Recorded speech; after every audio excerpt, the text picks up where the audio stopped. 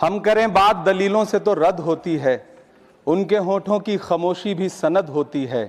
कुछ न कहने से भी छिन जाता है एजाज़े सुखन, जुल्म सहने से भी जालिम की मदद होती है। सभापति महोदय, मैं राष्ट्रपति के अभिभाषण पे अपने बात रखने के लिए खड़ा हुआ हूं। उस दिन देश की संसद के गलियारों में सरकार की तारीफ करती हुई महामहिम की आवाज गूंज रही थी, तो उधर मेरे कानों में हसदेव के जंगलों में आदिवासियों को जिंदगी देने वाले पेड़ों पर चलती हुई कुल्हाड़ी की आवाज गूंज रही थी।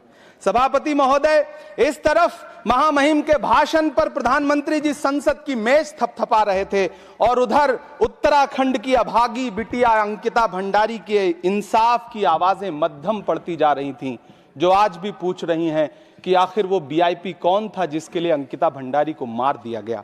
सभापति महोदय, इधर महामहिम सामाजिक न्याय की बात कर रही थीं और उधर उत्तराखंड के कोटद्वार में नफरती लोगों के खिलाफ एक बुजुर्ग को बचाने के लिए खड़ा हुआ दीपक, जो मोहब्बतों की रोशनी लेके खड़ा हुआ था, उसके खिलाफ कोटद्वार की पुलिस गंभीर धाराओं में एफआईआर दर्ज कर रही थी। और वो भी उस दिन हो रहा था जब उत्तराखंड के मुख्यमंत्री कोटद्वार में मौजूद थे। ये नया भारत है जहां दंगाइयों के खिलाफ एफआईआर नहीं होते, बल्कि अमन और मोहब्बत की बात करने वालों के खिलाफ एफआईआर दर्ज होता है। यह नया भारत है जहां असम का चीफ मिनिस्टर खुलेआम संवैधानिक प्रोटोकॉल तोड़कर कहता है कि मुसलमानों को इतना टॉर्चर करो कि वो राज्य छोड़ने पर मजबूर हो जाएं। वो कहता है कि अगर कोई मियां रिक्शा वाला 5 रुपए मांगो तो उसे 4 रुपए दो ताकि वो परेशान हो सके। यह नया भारत है जहां बरेली में खाली घर में नमाज पढ़ने पर पुलिस मुकदमा दर्ज करती है। यह नया भारत है जहां क्रिसमस की तैयारी करते हुए ईसाइयों पर सरकार मुकदमा दर्ज करती है।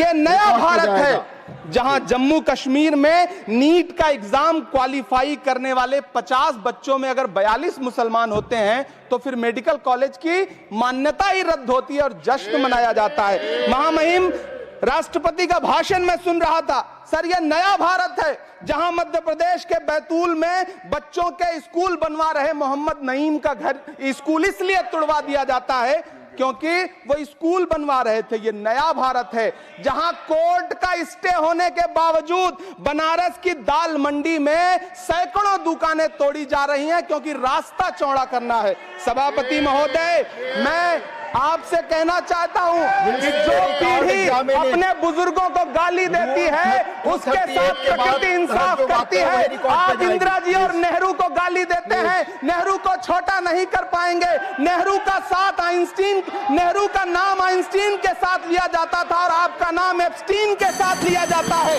आपको ये बात समझनी पड़ेगी। सभापति महोदय, मुझे 1 मिनट बोलने दे, मुझे कंक्लूड करने दे। Doctor Sumer Singh Solanki, doctor Sumer Singh Solanki, doctor Sumer Singh Solanki, आपकी बात रिकॉर्ड पे जाएगी।